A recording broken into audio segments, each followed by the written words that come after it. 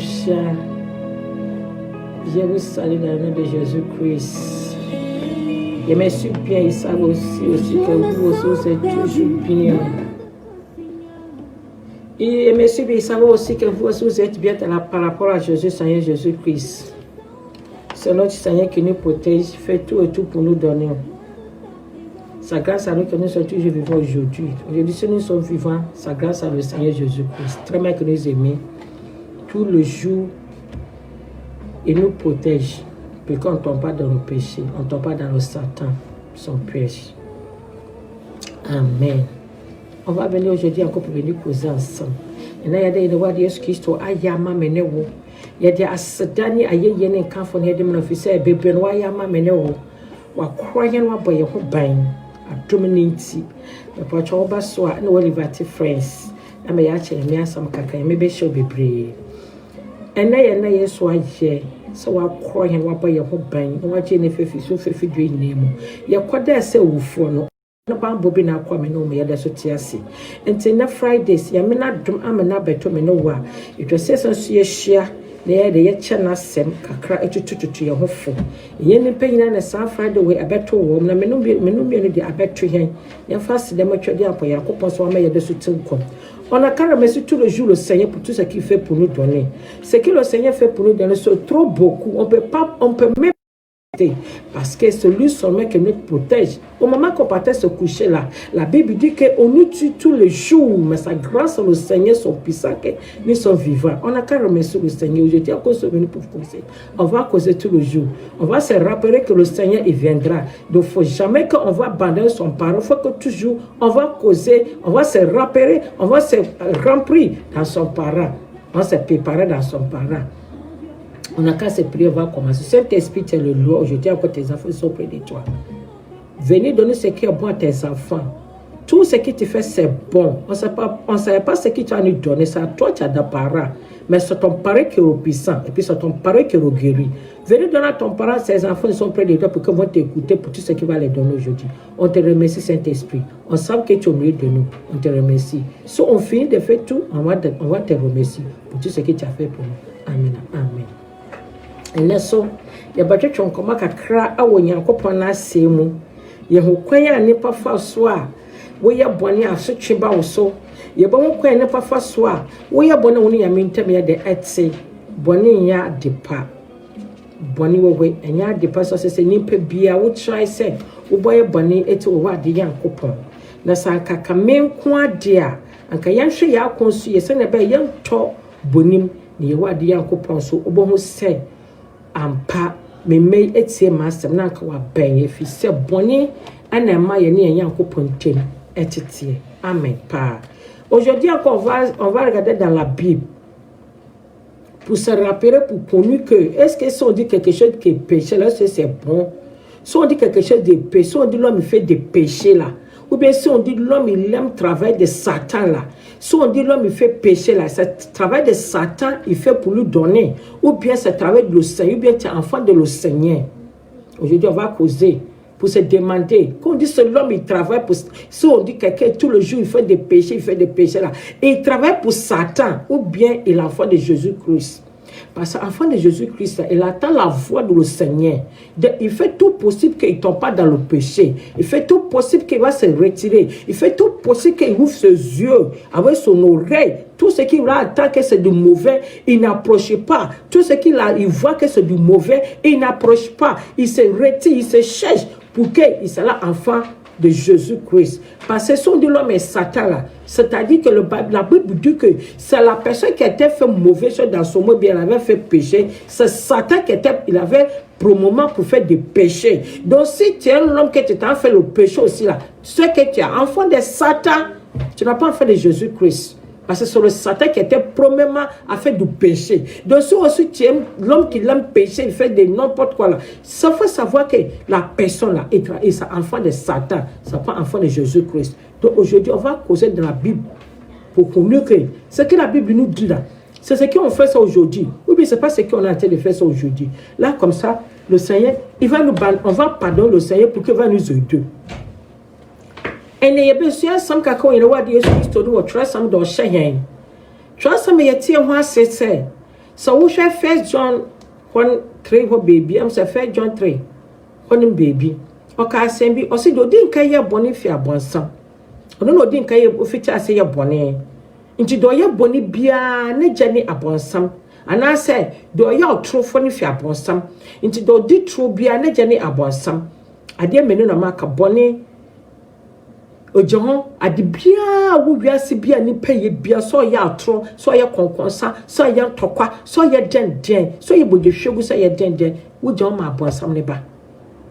Bibi say ho say se ye kase awurade maso a sunsune ben ne ani wiasefo ade ye ntwem ye ti asam no ye ne san ye tu anamo ye tu ne san ye sutam ye wade yakopon san asase ye kisenfu aso abrabo nyina di adanse e se ye nyame mma ye na motu bi ye kasa bi ye ni ye bi obi o ma ne kasa akwa tumi twi obi san o kisoso mu obi o ma ne ye bi tumi twi san otu obi sintindua wo fanso wo ye kiseni ana wo nye kasa bi afi nenum atumi ye bi sintindua ameni nye no tumi akasa sa ani mpetemi nkwa asore enti bebe sa ye ho se ye kisa suma konto ye ne san ani ebi sese ade nti so na me yetumi ye bone ade akono no ma ya odo ye kom yetumi kwa ye the bible na ache bibia pefe said do ye bone ni fra bonsam ono no fita so din ka ye bone enti do ye bone no do di atro do di konkoso twetwa ne nwananti ne ba ne gane abonsam fisa abonsam no fiti ase di atro di ewu o sai nimpa enti ebesu nyame asem wo baby for trust some ya kwa Genesis 4 ni ya hwekwanya sa enwane mienu obonsam ade oche wo mu mienu oche wo mu ama ba ko be nyame dia ba ko so obeye ono abonsam de to ni ye echi no so ma yokum no ye behwe bibia afiri ho aye den na ba ne sa ne nkokra no okum no ade ansam ne yame tumi ye ka kira aba kwa waka no amen. Nti baby obebobofo utrasem na wadi mechi ni ahwede yame owo maye. On va rater dans la Bible. On va causer dans la Bible. Pour connaître ce que le Satan il a fait pour 2 jours. On va se demander comment Satan peut rentrer dans 2 jours. Parce que les 2 jours, il y avait un qui était enfant de le Seigneur. Il y avait un qui était enfant de Satan.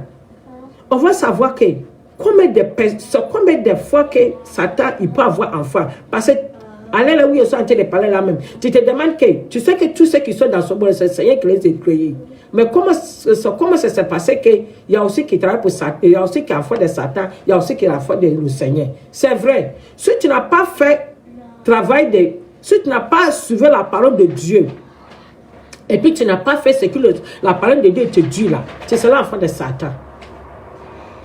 Tu vas à l'église, tu as la Bible dans ta main, mais c'est pas ce que la Bible te dit là que tu fais.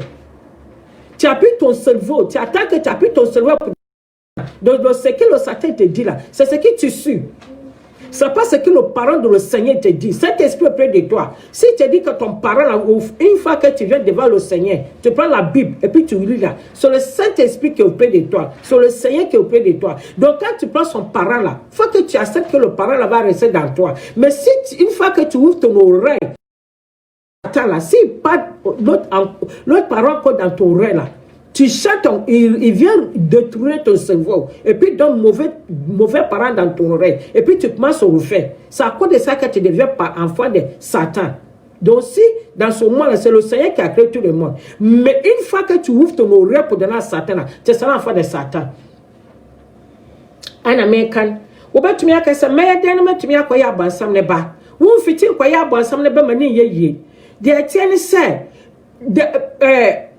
pendudu ya be nyame mano na yesi yisu nyame asem ne tutu anamosi nyame asem ne twese ye yesu tsem nyame asem itwese de ne de nya de nyame asem hyan yedi so itwese de ne de nya yemma ye ho kwan ma asem ne yi nyame bi de fie mu ebe nyame bi wa wo ya eto wu no nyakopontem nti se na asem ne ba ebe na wo so wo bom paye bi se bibia fe wade ho ebe wo bi se de bi de wakoma so wo bom paye a kire wade so wade mo nti se asem ne ba pe It just so more come as some year Juma. Ne yes, I didn't fool. If it says Pendido some abawon channel, yet Tibia obey attack. Now attacking Baba and so be Baba so washano. The over won't penny be the Baba so wash it. Or no, also was shown so. Now so I don't want to me feel.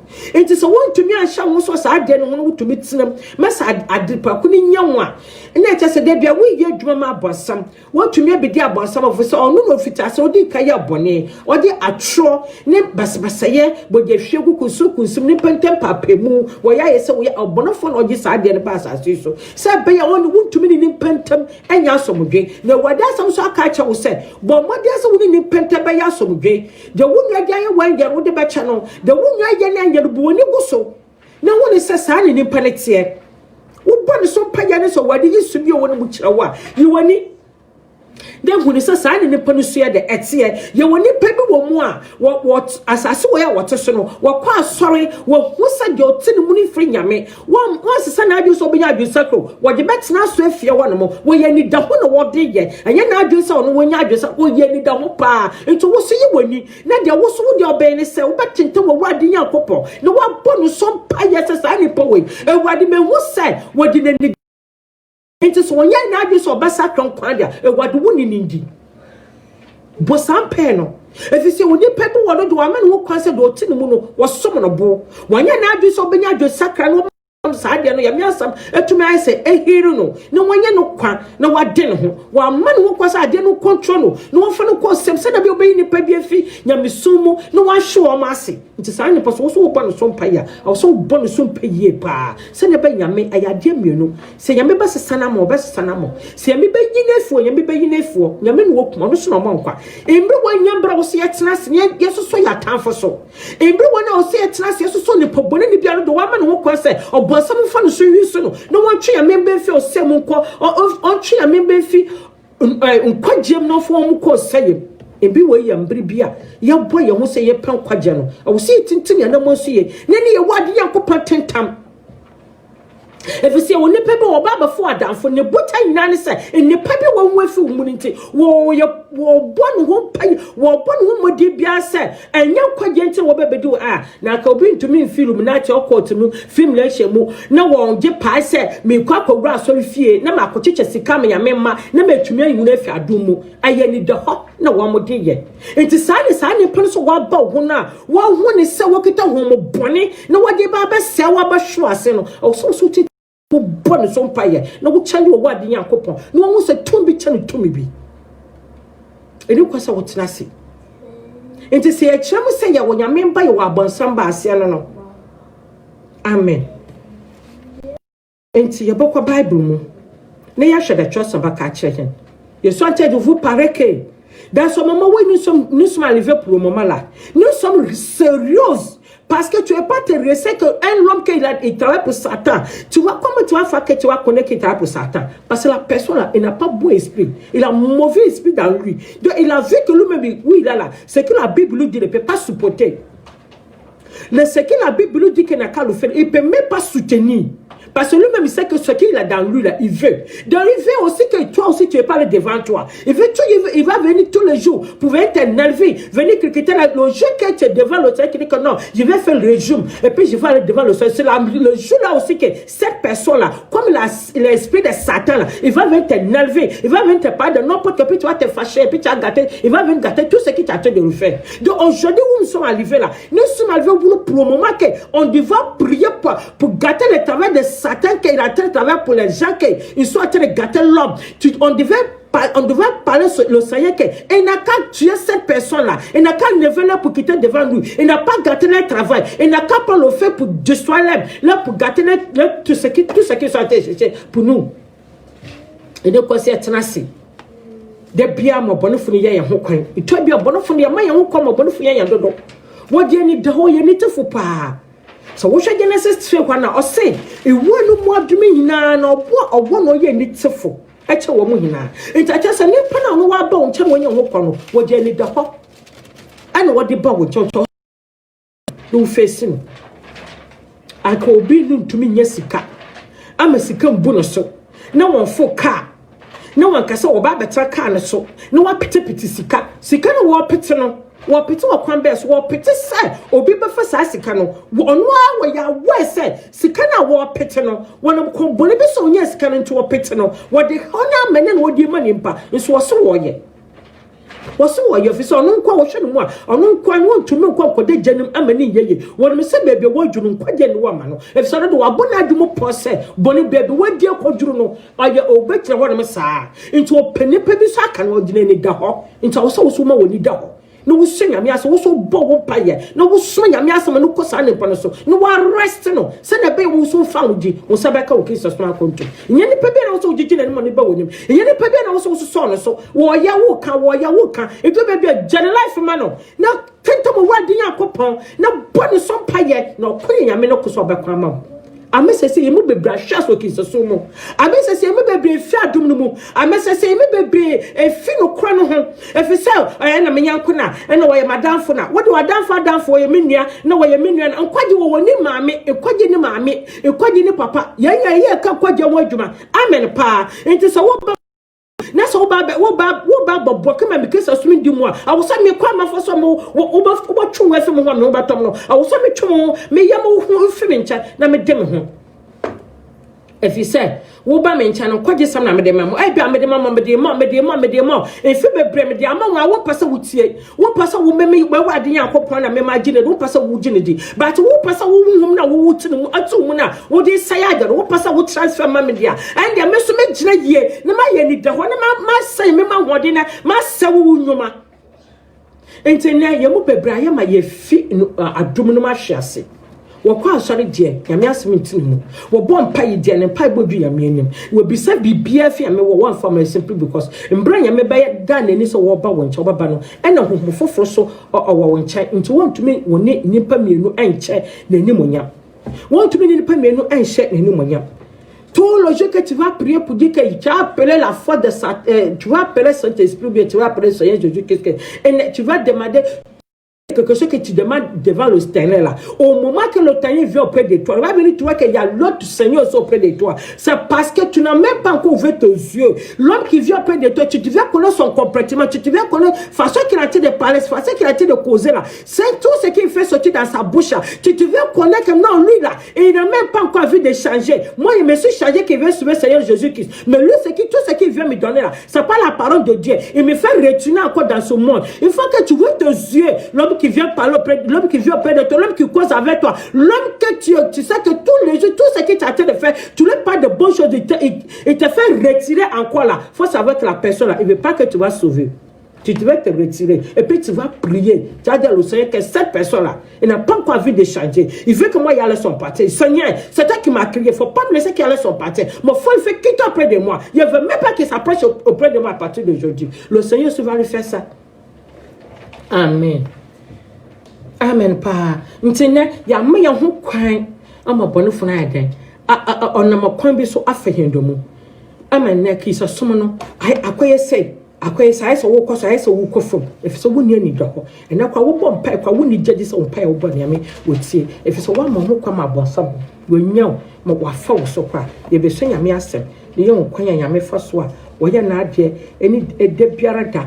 Okwan ofa so akoye na identity bibia obia obedi metimi ahwa symbol Genesis 4 verse 1 no ye bo hwa asema onyankopon okakire onyame kwan ofa so a oyi Adam ni Eve fi edwuntro ni mo na wo mo sense wo ye na wo munyi wo ma abaka idika be bema na wo mo koba afori abako ne de nyame ogiye na abako so de nyame age na oba ne se obekunu nua no na kwanya okunu nua no ohwa asam no ana mesua na ne pema mehu ne se hweboje gu a enye kwa boje na wahwegu ni ho so wahwegu afo ho edi onu te Yesu bai na o se obehye asam no mama no ambeso be yibie fim Genesis wo ho no awokwa se apamdade na apamfofo ina no ye boss ye bakan ni ya hwehwem ni ye yidie ye free mu ni ya hu se ya braba konto Jesus ma konto no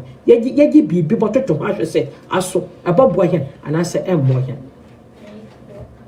ababo hen anase emmo hen amen pa Genesis itu Genesis 4 I say na Adam ne Awa Adam ne ye Hawa wo mu hyemu na oninsan no wo Cain na oka say Ewurade ada wo memenye barima na wo nunwe Abel kan ho na Abel no ye dwanhwefo na Cain so ayokuafo na eba sende bi akire no Cain je ofuo nyama beye Ewurade aye na Abel so je nunwe mu bakan eno wona wadon bi mai na Ewurade no so na ye de na so Cain na ye de nani anso Cain bufu pi no mrai onu nie ye woni pa bi wo mo ahek ya be pensa me pa de bia se basa sa to mkokoma yen kwaya etu bia se obi kwa asore na se ka se yen bo afore a anye hyaso de wa ho odi botum no na de fu pam no se wo bo a bon wo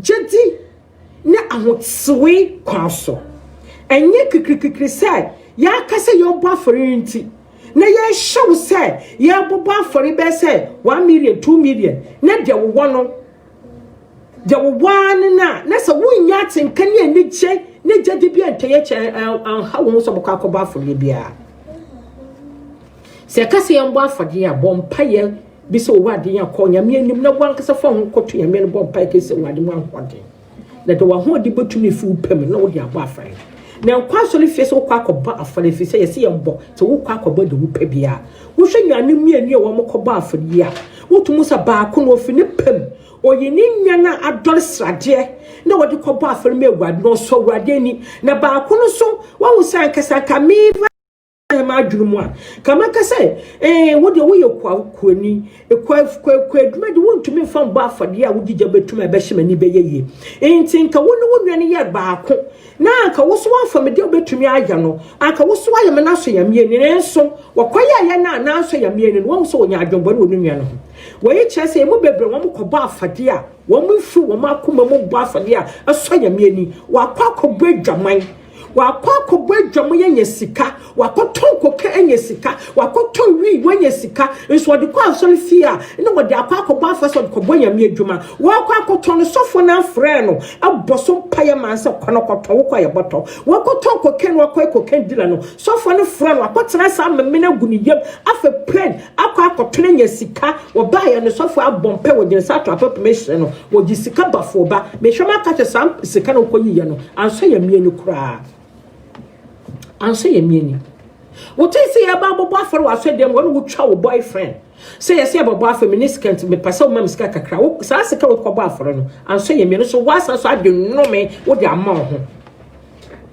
wasa so ade nnome wo de ama wakoton ko ka kobo aforo ade nnome ama ho wakoton wi ya kobo aforo ade nnome ama ho wakwa kobo adwaman wakwa ko wi obi ade what you throw what the akwabisu akwakokumunu asesani dem nyama anasa store nyama anasa bank nyama bank sika wakotwutro what the akwa aya an robin wakotwutro wo bisaji ni sika what the kwakoba afro nyama fie wo so wasakra so ni nye chanam sa so na wotim no oya wo fu so na yampem nka no kwankyerɛw na wo sofo fo boni so ntino wo twutro no wo de kobo obi no wo ganye sika koba afere anso ye me no wo gye no me so aka ho wa kwa anro bra kwa bank akotwutwo wo bi so akwa bank akiya amanfo wo ma hwe wo manim fifiri enye wo mu sika akoto wo no watumi anya kokuduro akotwe sa sika no sa wo he cause that sunya no wanya kokuduro wo gibia akoma wo sofo nti wo di bi so koba afere anso ye me ani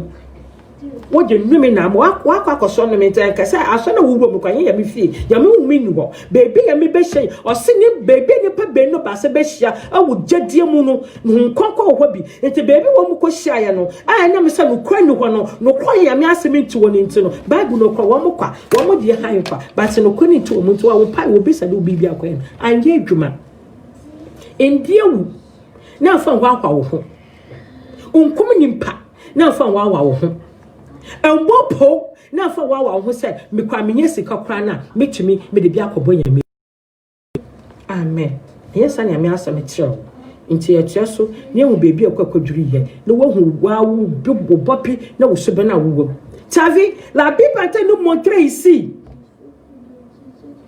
il dit le deux frères là ils ont fait sacrifice pour donner le Seigneur d'autres son sacrifice là ça n'a pas reçu, d'autres son sacrifice a reçu devant le Seigneur. Il a eu fâché contre son frère qu'il a eu sacrifice contre lui, il a eu son sacrifice à lever devant l'Éternel. C'est parce que tu as pris tomate, aubergine, salade, tu sais que tu ne veux pas mettre le feu là-dessus et puis ça va brûler. Mais son frère, lui, il a pris mouton il a vu que c'est bon chose. Parlait faire sacrifice pour donner le Seigneur. Pourquoi quand vous êtes des frères, tu sais que ce que toi tu as pris là, si tu brûles pour donner le Seigneur, ça ne sert pas. Pourquoi tu ne pas aller devant ton frère, aller demander aussi, puis il va te donner ce qu'il a. Et puis vous devez avoir ça là ensemble pour faire. Et puis toi tu as pris mauvais esprit contre ton frère.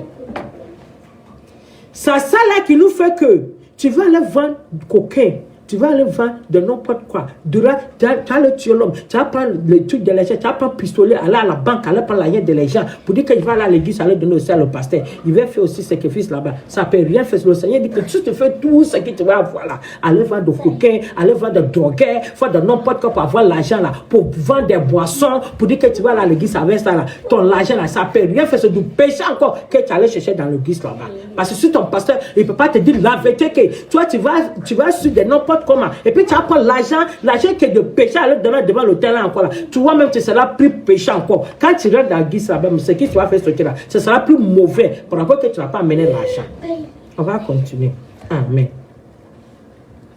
Mais Ewurade bisa ken se adenti na wo boafu na wo munan na sa wo ye ni ya aka woni enti ana asenka wo ye ni ya aka woni emba enyam ana na wanye ni ye enti no boni butu wo pona no na so gine so na kan ka che no nwene se yenko ofuom na ba so wo mukọ ofuom ne ken so tie ni nua no okum no eni paye boni a ti bra bon abakasa chegu na adwem so wohu nwene bisade nyame atie nti yadan kunu no boni ne ba ni tim no onyankopɔ abisa ne sa adan ti de wa munan na sanka wo ye ni aka woni memeye ma na na hweye boni abubutu wo puna no na so gine so ne pa to me hye no so boni mu da ne pa won to me hye no France boni na bubu no mu so obaye no ko no an mo pachi sai adwuma mu amikwe na sa ade amikwe yi eye boni ma me won twe no bakwa akoye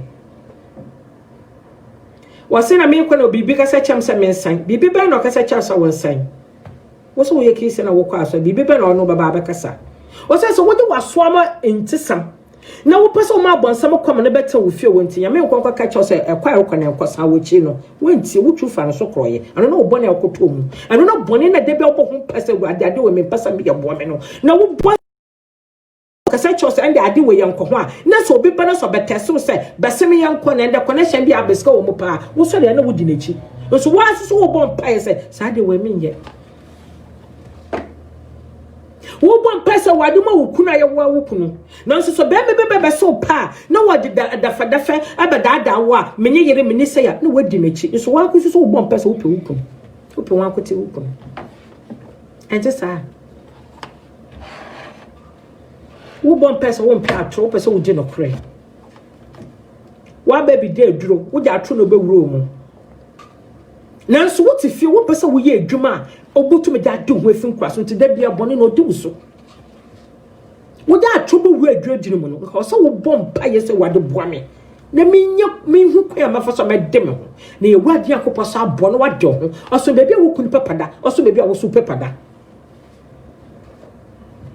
wa da atobo wu adwuadwiri mu no na ka woni aba ho so ye yi waten no ya me na se me bebe waten no o so wo kuna me do tu fie no mo ya bebe abo no wo poye won pesa wo saka na wonya no be me no bo minti o so bebe onu ne pepada o so bebe wo so pepada eso wo kuya wo bo pa yese e wade wo mobo o se boni na butu wo pon ano nti dine so wo ntumi di boni no so oye dikin oye ada oye pisade arda onim oye sofu onim pasa de oye bone o mama ni na nyem na wasen atona ma obi agiska bifu atono ho yo aka say nyame de wo oye one step is forever same one step is not forever same wo kwagem esa de no wuta so dem no wa so no manyina so sian One when you say catch an answer, man say, do you know baby, Yana, what you are trouble, Yano, but my answer do with papa but 2 fear. No, my baby are born together. Some we are one for a because was who Mr. Bambi, or can find if you gun and order about. No, they are trouble room, whose own payment kind of connect. If it's a while, we are entered in Solomon. Ya did it tight in now, soon trowing, but in a put to your plan a pair. You to me dinner so. And then you have some bowing chain. Babble, what kind of la? We are working on some the pitch of his water sancasa when you move in Crassomo. What's a bonful? What a bonsom cross? We are born some back. So what from so we beside we are under. And my you go in Europe, ha, yeah, Germany, a Jessica, you success, can a yajano. Young Passion could obey quite to make us one look who is only looking but on one looking and says to come when that was so a fan so you will in when you will fool. We am pratching. Was Senate the local say Senate, the look in crappers and he is Senate. What quite sorry Bible cranium. What kind of parents or you had me a one kind? Or some bonino, or to plan into dinner so. Want to make dinner so. What sort of what you for so as soon was sell because of a sort of post? Was sell when you want Miss Asma walking and yet no cross would shun out to so. Which and tonso was seno. So was so a sacro jar, so if no was a cadet was so in your movie. Was so able to plan to dinner so. Yabako Yatia so. I say, let me name shop for me now. And now, what did be sad? Besides, I didn't know why you know, woman, no budget semi fierce as so. Now, I feed ye. Why, I want as I say, I'm no moon and butcher. If you as I say so. Nessa would do as I see, but come on no bar. Ah, or say, no, what they can say. I didn't why ye. Woman, the butcher, egg semi free as I so. Na kenepa kra de bone na nyame ehu asere munwane and munwane munya me munwane hwafo ana odu kra po asere dia me atamaka ho ono so kwa ye question mark wa hanamo sa asem wo yiso so ye question mark me onepa ya bone na nyame asem abane ncha no obi nya bi wo ode twitwage no ho why boni no na ya bia sama ba ne ncha so binya bi gya chori na tase de wo ye gya no binya asem de twitwa no nti otu ya mi asem se na me mu nwane hwafo ana na wade so ka kya se de na ye wo nwane chronic bisa o wo nwane bo gya tente me frɛ me wade bisa se de na ye wo nwane kra tente me bi fa frɛ me nti e bɔhwɛ de ya me kan age kyerɛ no do si ye amen. Asa boni puto pona no na wache kwa na hwehwe na so want to me ende ne so na kan ka cha ne nwesa yankofuom na ba so mu wo ofuom no kan ne so rit se nua ebel no kum no me pasa metuo so bione yetem ye na hin na owade bisanse na hin na wo nua ebel wo na o ka se minim na menua ne hwafo na me ana na ewade ka se ade na waye na wunwa no bogya na freme so na ose na me munwa nhwefo ose hwe so wodo asase a enkoso ma wodo bebo amon do bebo be yakubani wa asabo wa asase so na penika kan ka che wade se me bone aso chemu asase so no ba pamende fi asase so no me winter efi onim na me yakubani na saboni anta che se wotumo wo said the Bible chire him asase so asase wo he asase yi gina sui ene kwase ne mpaka boje gusu akane pa boje gusu da enye ne pa boje ne fifre dwane fi asase so na mom yankopon na obo he no ono ne yese dwane hyefo mu a wo tonso pa gusu amane ye da ne fifre onyankopon na obo he no ono ne ye dwane hyefo mu a ono so tos pogusu ma ne fifiri asase ni ya me wa apam se ene kwase boje bia guso ntase me wade ka cheken no se hwe wo baduaduade fifiri no o wade kese no so wo baduaduade fifiri na afide nipa bia so no nkum na wade ja chance die agye o de bibi na chance die o se mefi woni mefi me kwinta me pere me ka che say ye bon wa so kene na ba yesu awu kanu okunu nya edo no bodi na ohwegui no asambe na wade ka che no o so dwa bibia ro fifi enti wa wukum nimpa wa wo yosofo de piefo hyefom wa wo yosofo pempe apemfo wa wo yosofo wotwu nimpa wotwa ne ma na wotwu hu boja bone bia wudi bia esan sai wede bone akaboje gu asase so ande akwasi Ghana mem se nimpa wini banam shadan connection ho nimpa yutu wo mu fifom wo se nimpa we kun wo dina hyefom don ye ohwe no wo se asase na wo die wo ahye no ndoben obeye adwuma nti ne ye ndobe wo de bedwa ne hyefom a enye adwuma wo shabanche a nka wa cha kwa 2 months wo tu banche ne bia me maame ekoni nche de ekoni tete me pa wo shabanche 2 months wo betwe no na awase finfia wo di sije so a prakope na ben ena so and ubo to me shabanche 3 months 6 months wo betwe ne de was kwa nurse and the fertilizer and you produce aduane asase so sebe because anya asase woni ya me wa apam say nka no koso boje gu asase so nta asase akamna noba boje gu asase so nta asase akamna noba and you kwafo ye adwuma den ehwe wo mani fifiri wo mo breye adwuma den na so wo mo boka kwaje bosa wa ban wo so wo mo de ye adwuma den so wo mo afo fertilizer anka ho a wo mo adwuma na wo mo ye no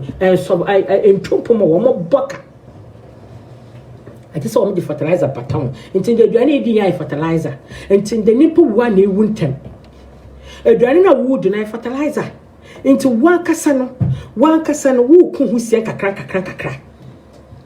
wo ku hu sie kakra asasa kam no ba ntin so wa fertilizer na ndua aduane ne ma kwamba djo mi so me maami wo ye shabancha time nso ya ono on fertilizer aduane mpo na nso na wodi ehia no awo so wodi ye boni ho ho ntia na be ye so kakra akenso ni we nso wa na sa opoda we ne kwaso fa nimpa na nso akoba ne sai enenso kwa tumi fa nimpa kum nimpa ne hia ne se ya dwumi asase no de ya me asam ka cha ne yenti ne me adwumi asase no wa dwumi asase no amen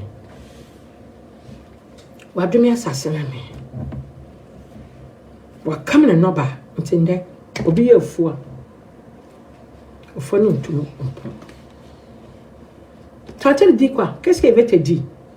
C'est notre péché qui a fait qu'aujourd'hui là le Seigneur il nous a maudit il nous a maudit très mal que si quelqu'un dit ça Fallait dire qu'il va aller faire quelque chose dans son champ, va mettre des niams ou bien des tomates, ça ne peut pas sortir ça, parce que le deux frères là, l'autre a tué son frère. C'est parce que quand ils sont allés au champ là, ce qu'il devait faire, il n'a pas premièrement fait, que le Seigneur n'a pas aimé, son cœur n'a pas résisté, que son frère a fait sa reçu, pour lui n'a pas reçu. Donc il devait tuer son frère. Ok, le Seigneur lui a dit que fais attention. Mauvais chose de Satan vient auprès de toi. Faut pas que le voix de Satan. C'est que le Seigneur t'a dit là. Fais attention que tu n'es pas sûr. Mais il n'a pas écouté le parole de Dieu. Il allait faire ce que le Seigneur lui a dit. Parce qu'il y a des gens qui ont volé au-delà là. Pour donner, ils les ont dit. Tout ce que les autres vont le dire, c'est ce qu'il même il y a d'autres même. Il est là avec sa femme. Quand sa femme lui donne conseil, il ne prend pas. Il habite avec son mari. Quand son mari lui donne conseil, il ne prend pas. Il habite avec sa maman, son père. Quand sa famille, son père, sa mère lui donne conseil, il ne prend pas. Mais si son ami, vient de dire qu'on n'a qu'à faire ça, il suit la parole de son ami. Donc aujourd'hui, la Côte des 5 qu'on a fait, c'est regardez il y a un moment qu'il y avait par là à Côte d'Ivoire, il y a comme le CVC. Ils ont gâté la terre, là, si ils vont planter quelque chose, ça n'a pas sorti. Parce que la parole de Dieu, c'est la parole de Dieu qui est sortie dans sa bouche. Que dans le moment que tu as fait verser ça là, tu vas planter quelque chose à terre, mais ça ne peut pas sortir. C'est la parole de Dieu qui a dit ça. Tu as vu notre complètement? On peut pas se soutenir. On peut même pas que le parent de Dieu va nous contrôler. On veut même pas qu'on va faire que chacun sa salaire reçu. Nous, tout ce qu'on veut faire dans ce monde-là, ils disent que il a des pasteurs, il va tuer l'homme pour avoir l'argent, il va verser, il va le vendre coquin, il va faire de n'importe quoi, même s'il va céder sa foi, il va dédiquer. Il faut prendre cette angoisse, ça, tu as les vendre dans la suite, le monsieur, et puis tu vas prendre l'argent. C'est ce qui ça travaille. C'est ce qui ça travaille. C'est ce qui ça travaille. C'est ce qui ça travaille. Essayez-moi. Amen. On va continuer. Obeya saboni, oso obeya saboni wasase so. Na se urade, obiara obehun bi obekumi. Na urade ka cha ne se, oni nti obiara obeku ken no oboto no so wure ahodo sa. Na urade ye senchene bi maken. Sa senchene na urade ye oso obiara obuku no oboto no so wure ahodo sa. Efi se urade na waka. Na urade ye senchene bi waken, ewo na nanim na mama so. Sane ebeya nimpo hu no wonku no. Mebisa mo se sa senchene na oye no. And yeah, ya to your one is a fan to 2 year home. And the first one in why don't you know about no TV so no one bought a tear to baby. Me, because I come a bobby to my me cry my bobby. Nam no so what did ya child? If you send me, so crying me, ya check or Cote d'Ivoire, me bobby. And that's a cartoon a yashans, dear no. And then a name puppy braid up boom. Make I saw Baba will be quite so a quack. One more worry no canoe would dinner me some so pepper. Why you know what jet is sick of warren? And you look on the fee. A mercy so called ban and chan. No, come on, say, Nessina home, watch your bed when we're but at chairs or watch your bed may be dean or dear goodness, home. The bearman catch us so you'll be dear to want to me warren. Well, you're sorry. I wouldn't say. Ya ja chance de yenimo ya ja fiti ya wo poto wo wiase wo yimo sa na ye obi na chance de nti wa hye ho so so wo ya bonsam ba wa hye ho so wo ya bonsam ba nti se so wan hu na wan hu no kura wom na wan confess na wan sabone feche ame me afa nchawo na so wo ye pretend say your life wutum sa na wo de wo so kwade ba boy ye wo nyame bi wo so wan so confess wo wonum na wo so Bible mu na wo bo ho mpaye na nya me deliver e yesa wutum sa wo de wu na wo nya nkwache ene tattoo yi apitu ne pain na obia ye dware no ho ye nkwa na so obia bu no nkuno sa onipa bi bo wodi boni adie kum ne pe kwa ta ya hye so dia ma no anya se nyambe kwa wa ya hye so je wo humu ene hunema ma no wo ye dunsini pa ne wo kum nimpa wo ye konfoni pa ne wo kum nimpa eno na meti asem bi meti ye nwa ba bi wo YouTube asema na wo ka na me hu se sa konfo mu ya azan papa Monsaka maju Yesu Kristo ne maye na ben. Monsaka maju Yesu Kristo ne maye na ben. Monsaka maju wade ba. Je bone no, je awudie no, je atra no, je kwankwansa no. Je nipa wosisi wo muji wo musika no. Na wo forso wo ye konfini no. Na wo forso wo ye malam no. Oya atra ne sisie jai. Ne ya me pasa. Jai ne ya me pasa. Munche bone no eno mi tie pa sa confirm mo ya confirm komi na aya lo sa ya lo mo sakra ne so ba enti be Genesis 4 ya you go so aye kan mo ma be che Genesis 4 you go so aye kan say you do 10 aye kwa 11 ya you go so aye kan say e ma ye tie ho asesa nimpa wo ka boje gonya mi hye wonso Oni pebia wasase so we kum ni pebia nya ahyase de. Oni pebia ye wudifu bia nya ahyase de. Abraboda wo bom wo no. Wo nya ahyase de onya mieni. Ya me ahyon so. Sa na ba wa ya bansam so de. Jete so wo ne pemie na wasase so ye premo wo akoya bansam de. De se no hu. And the man of force wo mo de sise do krono oboni popo de wo musika. And na me say konfuni ba bi wo YouTube o say aboso no onu watina 2 years na wo mokọ nti da aka ina ti se wo pesika esa so koto foforo nti ade nti wo nja no nkọ kopetumi a ye ngisika ye wadi yankopɔ de makwa wadi chakwa wanje she ono nti sanse minti ene ye wadi Yesu Kristo ba ya wo ba fa akote bia nyina to no ho so wo ba fa akote bia nyina to no ho so wo ba gbo wa mehen no wodi no bodi abete ye ho ne wa be ya bode foforo wo so se la wo ba ko so atena bonim entitiyama no a ye mo binim atitiyama mu saa wo ma hu nyame anim nyam wo ma abrabɔ mu da a wo mu de ewu afita so asase so nkwaja abɔ wo mu yes wo ma wukɔ echimba ekɔ echimba ekɔ tu vas changer ton comportement. Tu vas accepter la parole de Dieu. Tu vas connaître la vérité, puis la vérité va te sauver. Tu vas savoir que tout ce qui te fait dans ce monde, toi, ton sauveur te dit que si tu as l'argent, c'est bon. Si tu consommes rien, c'est bon. Si tu as un mari, c'est bon. Si tu as un enfant, c'est bon. Si tu as tout dans ce monde, c'est bon. Mais si tu n'as pas la parole de Dieu à toi, tu vas mourir, tu vas aller dans le feu. Parce que tu as, dans ce monde que tu as assis ici, là, ton idée, là, ton cerveau, là, tu as donné le Satan. Donc, tu as la partie à Satan, celui qui a été de contrôler ton. Dans ce monde que tu es là, c'est Satan qui a été de te contrôler. Cet esprit ne peut pas te contrôler. Tu vas à l'église, tu fais tout. Mais tout ton cœur, là, c'est ici le Dieu que c'est dans ce monde. Ok, la Bible dit que faut pas mettre ton cœur, c'est des trucs comme ça, faut pas mettre ton cœur là-dessus. Mais il faut chercher à connaître lui, mais celui qui va te donner tout. Et il faut chercher à connaître lui, mais celui qui va te donner tout. Mais pourquoi toi tu mets ton cœur sur le truc qui sont dans ce monde, qui peut... Ça parce que tu avais ton oreille à la personne. Tu as été tatoué partout. Tu ne sais pas que celui qui a tué son frère, celui qui il a mis cette salle sur lui. Ta tête te fait de n'importe quoi. Ta tête fait de n'importe quoi. Si tu dois te retourner, c'est bon. Arrêtez. Il n'y a rien d'idée qui va te faire. Il n'y a rien d'idée qui va te faire. Il faut chercher à connaître la parole de Dieu. Il faut chercher à connaître, si tu es malade, il faut arrêter. Il faut chercher à connaître la parole de Dieu. Il faut accepter le Saint-Esprit va venir auprès de toi. Et puis tu seras seul. Il ne faut pas toujours travailler pour donner à Satan. Il te demande pardon. Il ne faut pas travailler pour donner à Satan. Il faut travailler pour donner à Seigneur Jésus-Christ. Seigneur t'aimer. Il faut venir auprès de lui. Il va te prendre, il va t'arranger. Tout ce que tu as fait, il va te laisser. Il va laisser ses pieds, il va te nettoyer. Et puis tu seras son enfant. Il ne faut pas être sur l'argent. L'argent ne peut rien te faire. L'argent qu'elle a, ça ne peut rien te faire.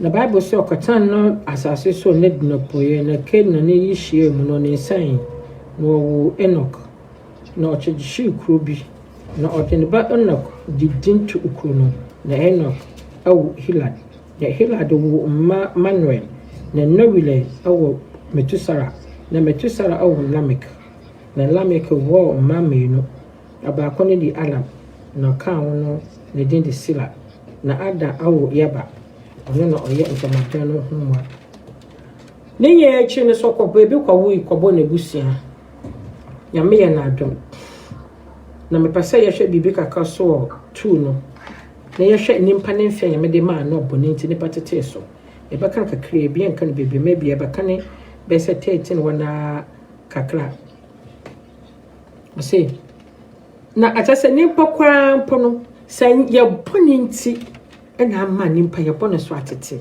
onimpa tumi tena se di mfia ahaduane na otum ho se ye papa Matusala otena se kyare pa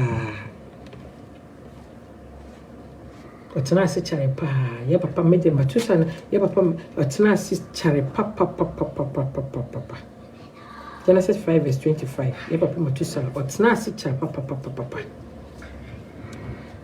e me pasa me kan se ibinya mbro na hono so yeti apa na yaba kan na nimpa mu eja ya mede ma no aboninti enimpa ne nkwanda ati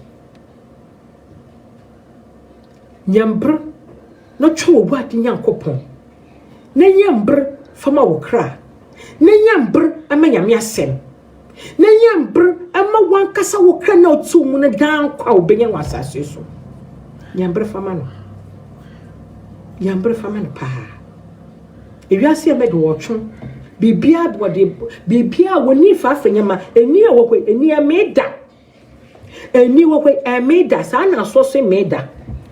Bibia obohu bia na ne beche ho. Obehwe. Waso se de obeti bia obechi egum. Sa na no me ye no. Na ni hia no de tumi ahye wo nsem so betumi control. No wotumi ade ho afin kwaso. Ekose be ne pa betumi age ho afin kwaso. Ekose be ne pa betumi nu no. Nda na pia me asema bonche kakade me no ba beche. Embre ba nka me yese be kan tu no. But mraso.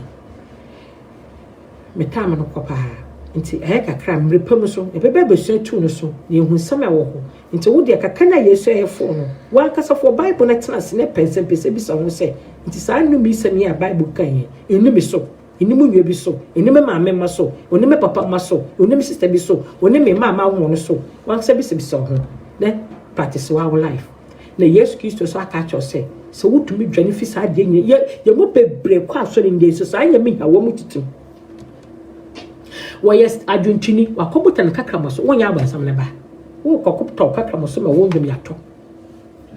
Edwamu na woton ade wo hono wakodu so so mo wutumi se na be eboto wade se na be eboto wade so wi afisa wo tight na wo so aka wudi no kran na wutu hu so kwanje wo tini mu na wo bompe wo tini mu no ka wo wade butumu no no so wo ntumi nye wo nya abansam na ba wo ya abansam na ba boni nti wada kam ne no ba wasasi so wo je hwogu no nti wada kam ne no ba mende ye bre wo dwedwade enua nsuo nto na edwane po efifiri ne ye nyame ya so ho twembre na so sakawadwen so be sakawadwen embra so no hu na bone na doko ni padodo sakawadwen se va te retourner faut te réfléchir tout ce qui t'a tiré fait dans ce monde réfléchis d'abord avant de le faire faut te réfléchir d'abord avant de le faire faut pas tout laisser pour faut pas quelque chose dire que je veux faire comme ça non faut arrêter puis faut te retourner réfléchis d'abord il y a chala l'église même matin na chala chez le foutiché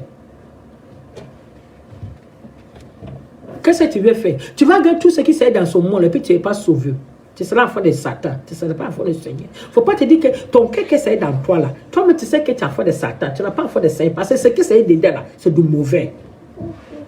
Deuxième que tu vois là, ça ne remplit jamais, il ne rassasie jamais. Tout ce qu'il va avoir, va te dire qu'il faut aller payer. Tout ce que tu attends dans ton oreille là, tu vas penser à ce que tu vas le faire. Il faut changer ton comportement. Le Seigneur viendra. Le Seigneur va venir. Si c'est aujourd'hui aussi, c'est demain. Il faut savoir que si tu dors, que tu n'as pas pu te lever, que tu meurs là, le Seigneur est venu pour toi. Aujourd'hui, ceux qui sont morts aujourd'hui, le Seigneur est venu pour eux. Il faut savoir qu'il y a la mort. Même si le Seigneur n'a pas venu te tuer dans cette terre-là, mais tu vas mourir. Tout le justice vient vous dire que le Seigneur viendra de changer le comportement, mais il vient là, il est fâché tellement parce que c'est l'homme qui a fait de péché, donc il est fâché contre l'homme aussi. Le Seigneur, il est fâché contre nous parce que c'est l'homme qui a fait de péché. Donc il est fâché contre nous aussi. Il faut changer ton comportement. Parce que tu es là, si tu n'as pas encore pris Jésus-Christ là, il faut apprendre, et puis il faut l'accepter bon aussi. Puis tu as ton cœur aussi, tu vas lui donner. Tu as abandonné tout ce qui est mauvais dans ce monde. Et puis tu as sous son parent, et puis tu as prié que le Seigneur, il faut m'aider, puis il veut me soutenir dans ton parent. Il ne faut pas dire que je vais t'assurer ta main, tu as pas le Seigneur, puis tu vas aller retourner encore aller en vie. Tu as suivi le Satan, tu ne seras pas enfant de Jésus, tu seras enfant de Satan. Donc si tu suis ta mère que tu dis que tu as accepté le Seigneur Jésus-Christ, il faut toujours, à volonté, tout ce que le Seigneur va te dire, il faut toujours accepter. Il faut toujours accepter. Si son parent va te contrôler, ça passe ce que le monde va te contrôler.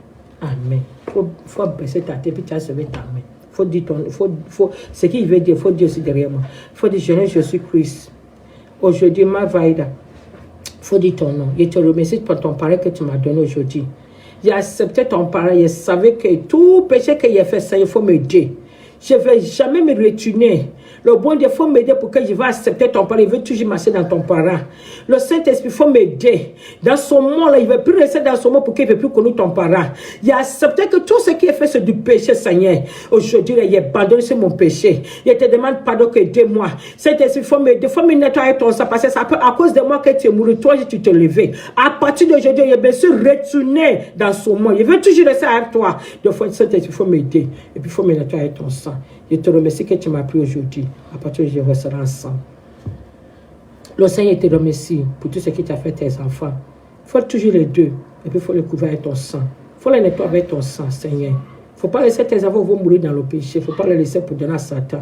Faut garder le travail de Satan. Puis faut prendre ton sang pour les nettoyer. Et puis faut les garder dans ton foyer. Mais demain, si tu te retires là, on va te dire que c'est toi qui as fait ça. Et te remercie que tu as fait ça pour tes enfants. Il faut toujours garder tes enfants. Il faut couvrir tout ce qui est dans ce monde-là. Il ne faut pas lever les yeux sur ça. Et puis tu vas ouvrir là. Et puis tu vas te montrer, tu vas leur montrer à eux que tu es là. Et tu remercies. Il sait que le Seigneur, tu as lui fait ça. Et tu remercies le Père. Il sait que tu as fait ça pour tes enfants. Et tu remercies. Amen. Amen. Il faut chercher ta Bible. Et puis tu vas lire.